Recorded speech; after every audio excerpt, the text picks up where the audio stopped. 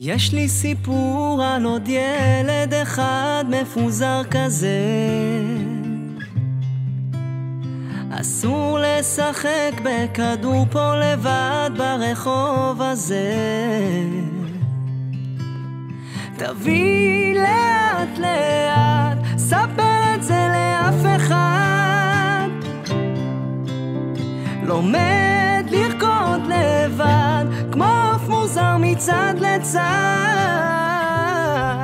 ורק אמא יודעת כבר איך זה מרגיש כשאני עצוב מהבית ספר לבית, וכששני אוטובוסים חוצים את הכביש והחיים רצים לי מול העיניים. לא הייתי רוצה עבר אחר, לא הייתי רוצה מחר אחר, לא הייתי רוצה עבר אחר, לא הייתי רוצה